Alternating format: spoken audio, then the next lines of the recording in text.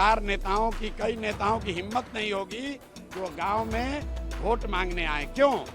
क्योंकि आप उन्हीं गांव के बच्चों को तो लाठी से मारे हो। किएगा जब ये गांव में लोग आएंगे, इनको जनता दौड़ा दौड़ा कर मारेगी। वोट की तो बातें छोड़ दीजिए। 20 बरस मुख्यमंत्री रहने के बाद चुनाव के 20 दिन पहले अगर आप औद्योगिक नीति की घोषणा कर रहे हैं तो ये दिखाता है कि आपने 20 बरस कुछ नहीं किया है। और ये दूसरी बात ये दिखाता है कि बिहार में जनसुराज का इतना डर है कि अब मोदी जी भी आकर पलायन की बात कर रहे हैं, तेजस्वी यादव भी पलायन की बात कर रहे हैं। पहली बार बिहार में पलायन की चर्चा हो रही है कि बिहार में पलायन कैसे रोका जाएगा। तो मैं बिहार के लोगों को आपके माध्यम से यही बताना चाहता हूं कि ये वानगी है। आप देखो, जनसुराज अभी जीता नहीं है।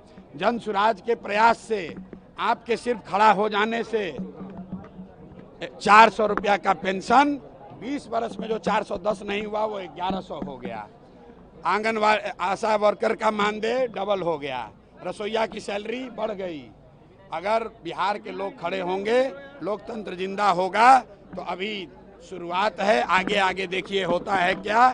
छठ के बाद बिहार का कोई युवा मजबूरी में 10-12 हजार रुपए के रोजी रोजगार के लिए बिहार छोड़कर बाहर नहीं जाएगा। जनसुराज की व्यवस्था बनी और बनने जा रही है तो ये चीज लागू हो जाएगा।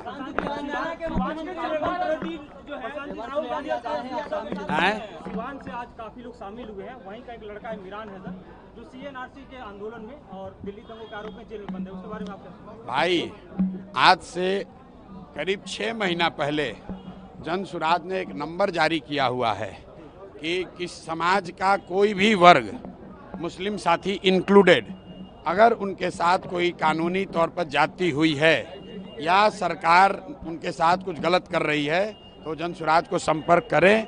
जनसुराज अपने खर्चे पर अपनी ताकत लगाकर उनकी कानूनी और लोकतांत्रिक लड़ाई लड़ेगा। अगर जो बच्चे की आप बात कर रहे हैं उनको आप सूचित कर दीजिए, वो जनसुराज से संपर्क करें, हम लोग उसकी लड़ाई लड़ेंगे।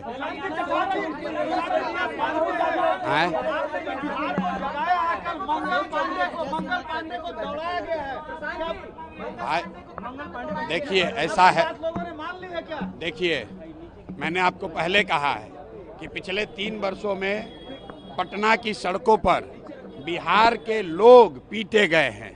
चाहे जो भी गया हो, सरपंच गए, मुखिया गए, अभ्यर्थी गए, टिकटार्थी गए, आंगनवाड़ी सेविका गई, आशा गई, जो गया उसको नेताओं ने, नीतीश कुमार ने लाठी से मरवाया। अब जनता की बारी है, जनता जग गई है। और आप देखिएगा जब ये गांव में लोग आएंगे, इनको जनता दौड़ा दौड़ा कर मारेगी। वोट की तो बातें छोड़ दीजिए। इस बार कई नेताओं की हिम्मत नहीं होगी कि वो गांव में वोट मांगने आए। क्यों? क्योंकि आप उन्हीं गांव के बच्चों को तो लाठी से मारे हो। पुलिस वालों ने जूता पहनकर इन्हीं बच्चों के पेट पर लात रखा है। बिहार के लोगों को अब रास्ता मिल गया है। राजद के डर से नीतीश भाजपा और मोदी के डर से लालू का लालटेन जलाने की मजबूरी खत्म हो गई। अब एक नई व्यवस्था बन रही है, जनसुराज की व्यवस्था, जिसमें बिहार के बच्चों के लिए रोजगार है, जिसमें बिहार के बच्चों के लिए शिक्षा है और जिसमें सबसे बढ़कर इस बात की गारंटी है कि बिहार से पलायन साल भर के अंदर बंद।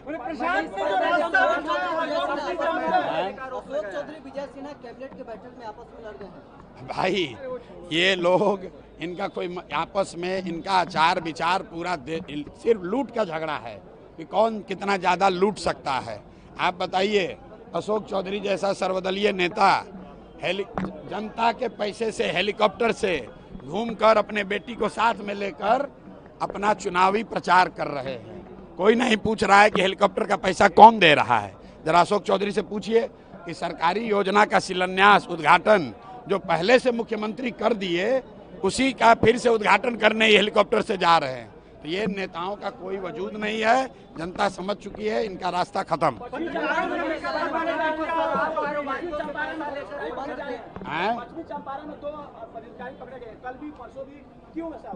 भाई, पदाधिकारी अभी नहीं पकड़े जा रहे हैं, अभी तो सिर्फ दिखावा हो रहा है। पदाधिकारी और अफसर, नेता पकड़े जाएंगे जब जनसुराज की व्यवस्था बनेगी। जब जनसुराज की व्यवस्था बनेगी तो याद रखिए, 100 सबसे बड़े नेता और अधिकारी भ्रष्ट, याद रखिए 100 बड़े भ्रष्ट नेता और अधिकारी जिनकी सूची जनता के माध्यम से मेरे तक पहुंची है, इनको तब दौड़ा दौड़ा कर इन पर कार्रवाई की जाएगी और बिहार की जनता देखेगी कि जिन लोगों ने बिहार की गरीब जनता का, बच्चों का हक मारा है, इनसे और इनके आने वाली पीढ़ियों से पैसा वसूला जाएगा, कोई बचने वाला नहीं है।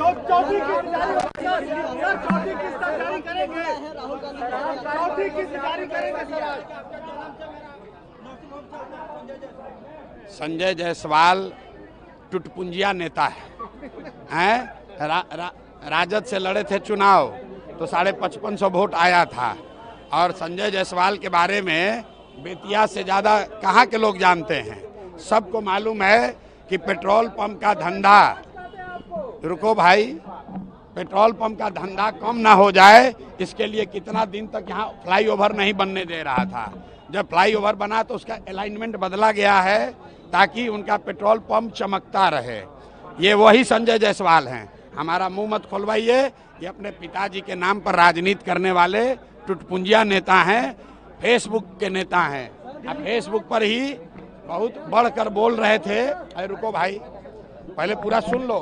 फेसबुक पर लिखने के वजह से ही नीतीश कुमार और इनका गठबंधन खत्म हुआ और नीतीश कुमार ने सुनिश्चित कराया कि संजय जायसवाल जीवन में कभी अब भाजपा के अध्यक्ष नहीं बनेंगे। सर, चौथा किस्त जारी कीजिएगा। सर, चौथा किस्त जारी कीजिएगा। जिस दिन पटना में रहेंगे चौथा किस्त जारी हो जाएगा। प्रशांत जी, दिल्ली में एसएससी छात्रों पर लाठीचार्ज किया गया। कोई भी मीडिया अगर वीडियो बना रहा है FIR हो रहा है। कहाँ FIR हो रहा है? हमको अरे हम इतना मीडिया वाला है, कहाँ FIR हो रहा है कि सुनिए।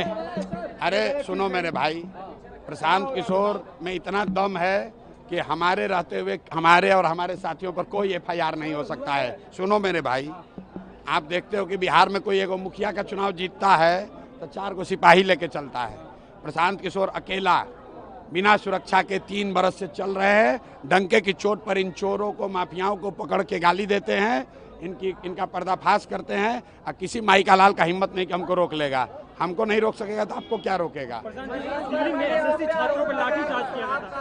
आप पैसा लेकर उड़ा रहे हैं मनीष है? शराब कारोबारियों से एडवांस लेकर बिहार में आप उड़ा रहे हैं। कौन बोला है? मनीष वर्मा। कौन है ये? कौन है ये? कौन है? IAS Manish Verma, IAS Manish Verma. अच्छा, नहीं जानते हैं कौन है। जब देखेंगे कौन है तो बाद में बताएंगे। बताइए।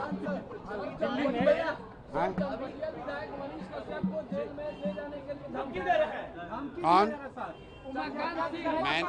मैंने आपको पहले कह दिया कि जनसुराज की इतनी ताकत है।